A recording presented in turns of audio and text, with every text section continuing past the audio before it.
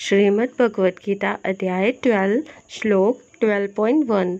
अर्जुन बोले, जो अनन्य प्रेमी भक्तजन पूर्वोक्त प्रकार से निरंतर आपके भजन ध्यान में लगे रहकर आप सगुण रूप परमेश्वर को और दूसरों को केवल अविनाशी सच्चिदानंद का निराकार ब्रह्म को ही अतिश्रेष्ठ भाव से भजते हैं, उन दोनों प्रकार के उपासकों में अति उत्तम योगवेत्ता कौन है।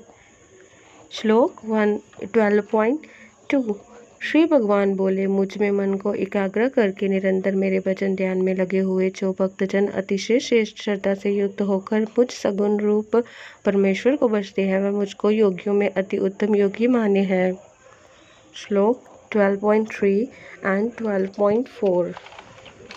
परंतु जो पुरुष इंद्रियों के समुदाय को भली प्रकार वश में करके मन बुद्धि से परे सर्वव्यापी एकन्थनीय स्वरूप और सदा एक रस रहने वाले नित्य अचल निराकार अविनाशी सच्चिदानंद घन ब्रह्म को निरंतर एक ही भाव से ध्यान करते हुए बचते हैं, वह संपूर्ण भूतों के हित में रत और सब में समान भाव वाले योगी मुझको ही प्राप्त होते हैं। श्लोक 11.5। उन सच्चिदानंद घन निराकार ब्रह्म में आसक्त चित्त वाले पुरुषों के साधन में परिश्रम विशेष है, क्योंकि देहाभिमानियों के द्वारा अव्यक्त विशेषक गति दुखपूर्वक प्राप्त की जाती है। श्लोक 12.6 एंड 7। परंतु जो मेरे प्राय रहने वाले भक्तजन संपूर्ण कर्मों को मुझ में अर्पण करके मुझ सगुण रूप परमेश्वर को ही अनन्य भक्ति योग से निरंतर चिंतन करते हुए बचते हैं, हे अर्जुन, उन मुझ पे चित्त लगाने वाले प्रेमी भक्तों का मैं शीघ्र ही मृत्यु रूप संसार समुद्र से उद्धार करने वाला होता हूँ। श्लोक 12.8। मुझ में मन को लगाकर और मुझ में ही बुद्धि को लगा, इसके उपरांत तू मुझ में ही निवास करेगा, इसमें कुछ भी संशय नहीं है। श्लोक 12.9। यदि तू मन को मुझ में अचल स्थापन करने के लिए समर्थ नहीं है तो हे अर्जुन, अभ्यास रूप योग के द्वारा मुझको प्राप्त होने के लिए इच्छा कर। श्लोक 12.10। यदि तू उपर्युक्त अभ्यास में भी असमर्थ है तो केवल मेरे लिए कर्म करने के लिए प्रायण हो जा। इस प्रकार मेरे नियमित कर्मों को करता हुआ भी मेरी प्राप्ति रूप सिद्धि को ही प्राप्त होगा। श्लोक 12.11।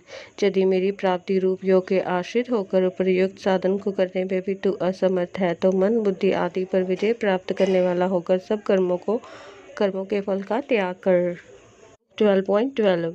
मर्म को ना जानकर किए हुए अभ्यास से ज्ञान श्रेष्ठ है, ज्ञान से मुझ परमेश्वर के स्वरूप का ध्यान श्रेष्ठ है और ध्यान से भी सब कर्मों के फल का त्याग श्रेष्ठ है, क्योंकि त्याग से तत्काल ही परम शांति होती है। श्लोक 12.13 एंड 14। जो पुरुष सब भूतों में द्वेष भाव से रहित, स्वार्थ रहित, सबका प्रेमी और हेतु रहित दयालु है तथा ममता से रहित, अहंकार से रहित, सुख दुखों की प्राप्ति में सम और क्षमावान है, अर्थात अपराध करने वालों को भी अव्यय देने वाला, तथा जो योगी निरंतर संतुष्ट है, मन इंद्रियों सहित शरीर को वश में किए हुए है और मुझ में दृढ़ निश्चय वाला है, वह मुझ पे अर्पण किए हुए मन बुद्धि वाला मेरा भक्त मुझको प्रिय है। श्लोक 12.15। जिससे कोई भी जीव उद्वेग को प्राप्त नहीं होता और जो स्वयं भी किसी चीज से उद्वेग को प्राप्त नहीं होता, तथा जो हर्ष अमर्ष भय और अद्वेगादि से रहित है, वह भक्त मुझको प्रिय है। श्लोक 12.16।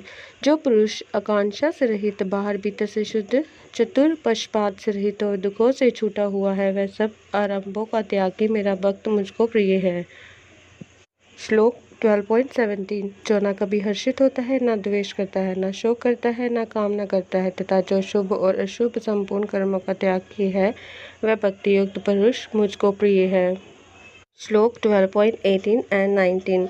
जो शत्रु मित्र में और मान अपमान में सम है तथा सर्दी गर्मी और सुख दुख आदि द्वंद्व में सम है और आसक्ति से रहित है, जो निंदा स्तुति को समान समझने वाला, मननशील और जिस किसी प्रकार से भी शरीर का निर्वाह होने में सदा ही संतुष्ट है और रहने के स्थान में ममता और आसक्ति से रहित है, वह स्थिर बुद्धि भक्तिमान पुरुष मुझको प्रिय है। 12.20। परंतु जो श्रद्धा युक्त पुरुष मेरे प्रायण होकर इस ऊपर कहे हुए धर्म में अमृत को निष्काम प्रेम भाव से सेवन करते हैं, वह भक्त मुझको अतिशय प्रिय है। ओम तत्सदिति श्रीमद्भगवद्गीता उपनिषत्सु ब्रह्म विद्या योग शास्त्र श्री कृष्ण अर्जुन संवादे भक्ति योगो नाम द्वादशाय अध्यायम। श्रीमद् भगवद गीता अध्याय 12 समाप्त। हरे कृष्णा। श्रीमद् भगवद गीता की जय। जय सीताराम जी।